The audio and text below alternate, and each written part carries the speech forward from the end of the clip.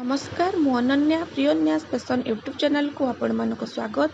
आज आम बनइबा माछर पत्रपोड़ा। से मु प्रथमे बनइबी सोरिष बेसर। तापाई मु गोटे ग्राइंडिंग जार रे नहीं धला सोरिष 5 ରୁ 6 चामच नहीं धला सोरिष। से ऐड करी 2 ରୁ 3 चामच जीरा।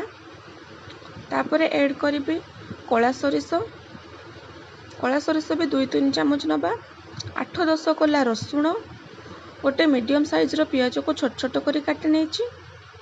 से 4-5टी सुखिला लंका दे अल्प पानी दे फाइनली पेस्ट कर नबा। एबे बेसर प्रस्तुत हो गला। एबे मो माछ को भल भाव में धोई नहीं। से ऐड करिबा लूण, हलदी गुंड, लंका गुंड। 2टी मीडियम साइज रो पियाज को मु फाइनली चॉप करी नहीं। एबे से ताको ऐड कर नबा। तापर ऐड करिबा सोरिष बेसर। 5 ରୁ 6 चामच मु सोरिष बेसर ऐड करछि। एबे से 8-10टी कंचा लंका को नहीं जाइछि जहा द्वारा फ्लेवर भलो आसीबो। एबे से सोरिष तेल ऐड करिबा। सोरिष तेल टिके अधिक नेबे जहा द्वारा कि पत्रपोड़ार फ्लेवर टी भलो आसीबो। एबे से सब को भलो भाव में मिक्स कर नबा जहा द्वारा माछर सब मसला लगी हो जिवो। एबे ताको मिक्स करी आधा घंटे मैरिनेशन पाई रखी नबा। देखंतु मिक्स हो गलानी। एबे गोटे कदली पत्र को छोट छोट करी काटी नहीं। ताको आमे गैस रे भलो भाव में सेकी नबा जहा द्वारा कि कदली पत्र को बांधिला बेले ता फाटी जीव नाही। नहले फाटी जाए मसला सब बाहर को बाहरी आसीबो। सेमिति करे सब कदली पत्र को मु सेकी नउची। एबे गोटे गोटे करी सब माछ को गोटे गोटे कदली पत्र देई ताको मु भलो भाव में बांधी नेबी। देखंतु मु केमिति बांधुची। एमिति 4 कोड़ कदली पत्र को फोल्ड कर नेबे। तापर गोटे सूता साहाय्य ताको भलो भाव में बांधी नेबे।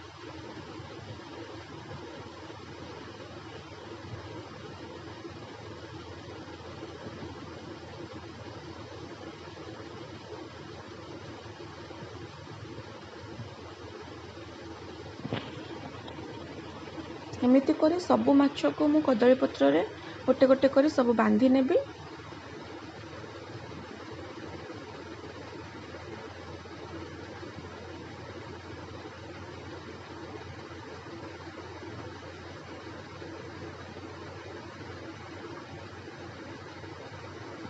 सबु कदली पत्र को बांधी नहीं।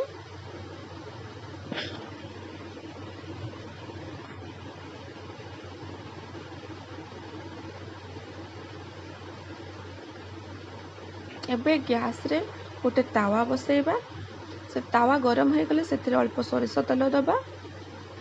तापरे कदली पत्र को गोटे गोटे कर रखी नबा बंधा होइतबा कदली पत्र को।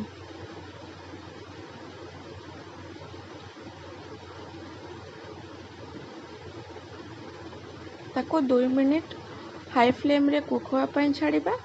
2 मिनिट हाई फ्लेम रे कुक होआ परे ताको गोटे गोटे करी मु उलटाई नेबी।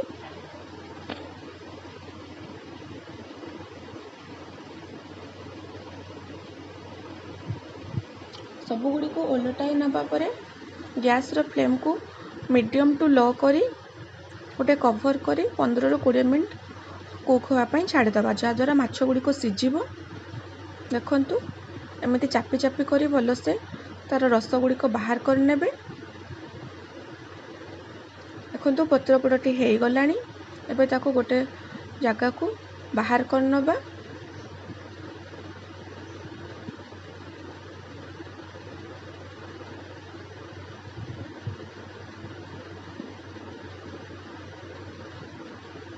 एबे गोटे माछ को मु खोलिके देखौछि केमिति होइछि।